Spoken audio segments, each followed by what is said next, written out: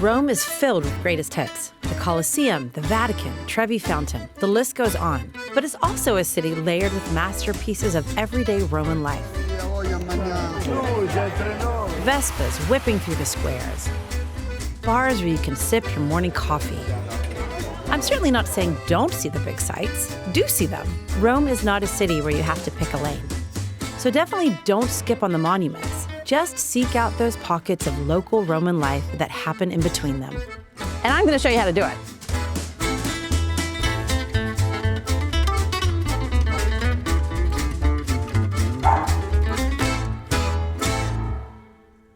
So we're at Campo de Fiori, which is the very famous market in the middle of Rome. I came here for one really specific reason. It's this forno, which is a bakery. You're gonna find fornos all over Rome. I really love this one. I've been coming here for years, and it's for one really specific reason. I think they have the best zucchini pizza in the entire city, and it's perfect to get for just a really quick bite. They will cut you the amount that you want to eat. Un poco meno. Così? Sì, perfetto, grazie. I got a little bit just as a snack. It's gonna be perfect. Qui, grazie. Grazie. Arrivederci. It's so good. Okay, I'm gonna eat this while I go explore the market.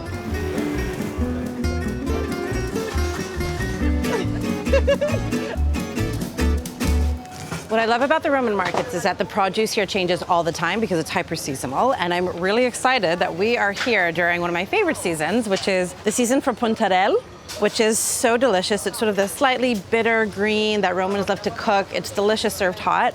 And also, really importantly, artichoke season, very famous Roman carciofi, which you can see right here. I'm sure we're gonna see a lot of these ingredients pop up on the plate.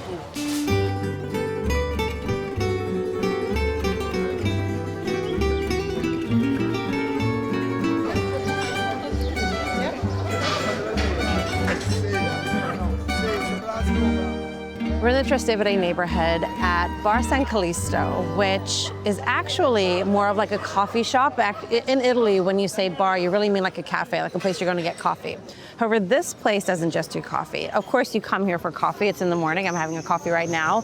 But people come here all times of day to get Negronis, to have beers, just to like catch up. It's a nice cross-section of all the different types of people you come to find in Rome.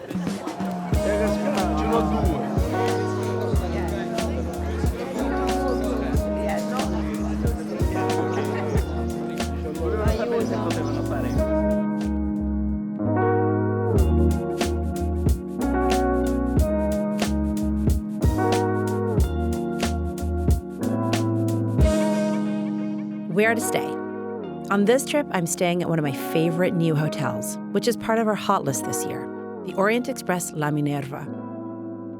No one knows the city like the Concierge, so let's go get some recommendations. Ciao, ciao.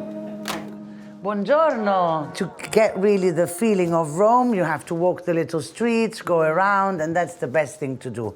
Apart from the biggest things like the Colosseum and the Vatican that you can do afterwards, the first thing to do is to go around and explore the neighborhood and explore the market, explore the little places around, which is more, less touristic. It's so nice to do this little tour of Rome, and you go and you try to find these things, See? but if you get lost, it almost doesn't matter. Because you're going to find something else. Yeah, because you find something and... The whole city is a treasure hunt. Yeah, nice, yes. What I really need is a local recommendation for lunch. So where do you go? When you get to Ponte Sisto, you go to the right, towards the Trastevere area on the right side, and there is a little restaurant called Zio Umberto, which means Uncle Umberto. And it's like typical Roman, paper on the table, but the food is amazing.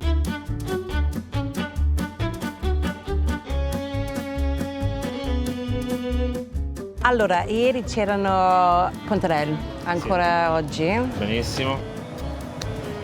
Grazie mille. Prego. Buono. So this is puntarelle. We saw it at the farmer's market earlier. And here they've prepared it with olive oil and some anchovy, and they put it on top of some toasted bread, kind of like a crostini. Totally delicious. I love it. It's a really great light lunch. I'm gonna dig in. It is absolutely delicious. Amatriciana mezza manica. Oh, grazie, che buono. Prego. Grazie mille. Prego. So I ordered a very typical Roman pasta, amatriciana. It's really simple, like pretty much all the Roman pastas. It's just tomato, it's guanciale, and a little bit of pecorino cheese. In Rome, you always get pecorino, you don't get Parmesan. It's really simple, it's really, really delicious, and this place does it very, very well. The thing is with Rome is it's sort of like trying to find like the perfect osteria, trattoria is kind of like trying to find like the perfect pub in London. Like there's no point, it's not about that, right? There's so many places are good to eat. So it's not about finding the best. It's about finding that place that feels like the right place to be in. It's relaxed, the food is good. It creates the atmosphere where you just want to keep coming back.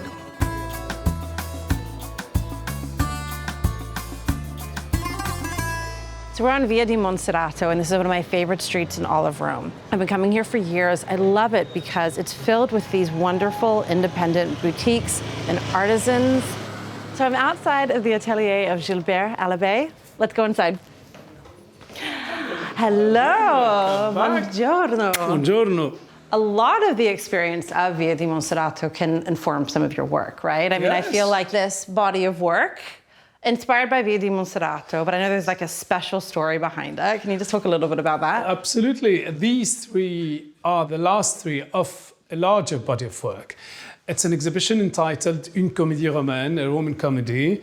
A comedy because for me, Rome is a stage. It's a piece of theater. I sit outside and read, and I see all of them, the nuns and the priests and the framer and the clochard passing by. So I started noticing one after the other, the nuns and the priests and everything, and I started painting them, and it was a success, actually. We opened in Via di Monserrato at my Arte Contemporanea in the gallery, and we had the priests and nuns, we invited them to come to the opening, and they were joyous, and they loved it. Rome is not an empty soul, like other big capitals. No, it still has its anima, the story, and we here in Via di Monserrato, we feel it every day. Thank you. You're always welcome. Ci vediamo. Ci vediamo. Ciao.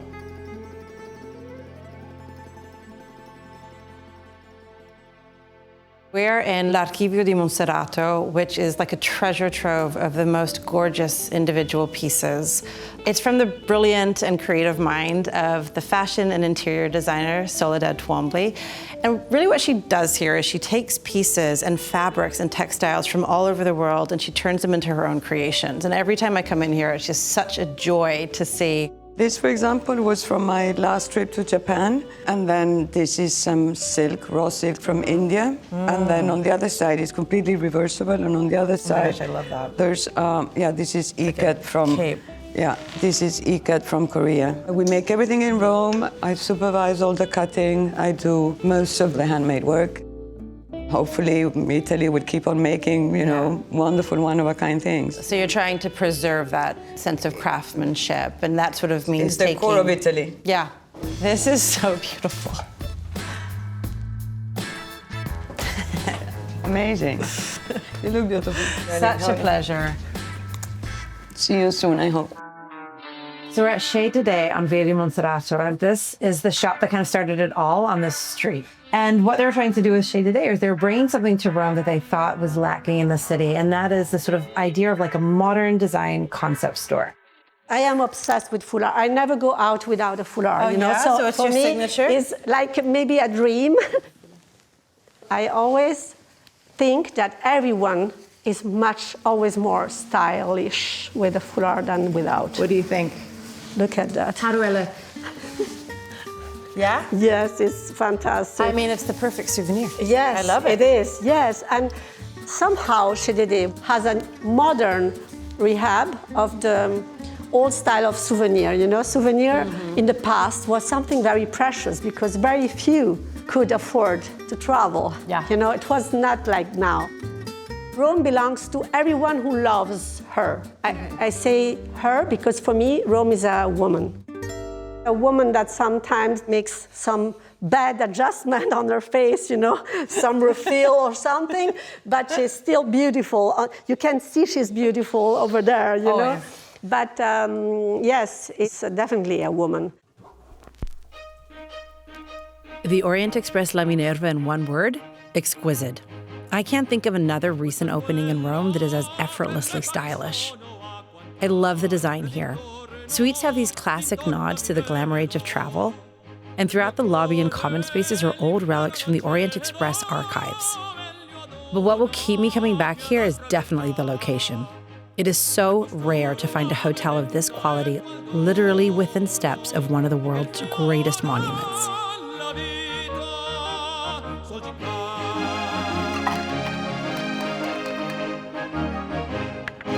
Grazie. We're on the 7th floor rooftop bar at La Minerva Hotel. It is a stunning spot, not just because the way they've done this terrace is absolutely exquisite, but because you see all of Rome from like the skyline angle up here. Basically any famous monument in Rome, you can see its dome from this spot. And what I really love is you still get the slice of Roman life. We can hear little kids playing soccer down in the square below, and I feel like nothing is more perfect than that. But aperitivo is a really important custom in Italy. It happens every day. It's essentially happy hour, starts in the early evening, ends before dinner, and this is the time where people get together, they chat, they have a drink, and they kind of just let loose, at the end of the day and sort of celebrate the end of the day. With dinner in Italy, it's very important to remember you're not drinking cocktails, you're drinking wine, maybe beer if it's a pizza. This is when you get the Negroni. I personally always get a Negroni. I just think it's always appropriate. And what's important to know about aperitivo is it's always served with a little bit of food. In this case, we have great snacks. So they have these meaty, amazing olives that are my favorites. Delicious spiced almonds. And then just some little potato chips. So really good food for just snacking when you chat. Yeah, it's just always something I really look forward to at the end of every day in Italy. Ooh. Perfect Negroni.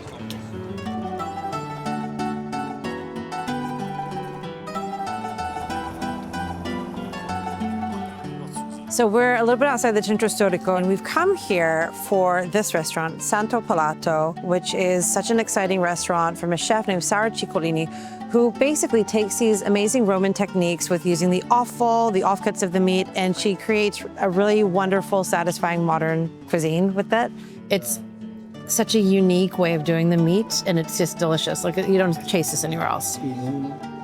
For me, it's important to come to these places, not just because they're amazing and it shows new faces doing fresh things with the food here, but also to remind all of the visitors to Rome that Rome doesn't end in the Centro Storico. There are so many areas like San Giovanni and elsewhere that it's really worth coming to, where amazing, creative things are happening.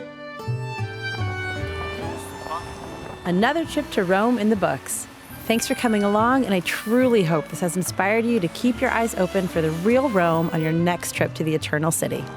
For more on this year's Hot List winners, head to cntraveler.com.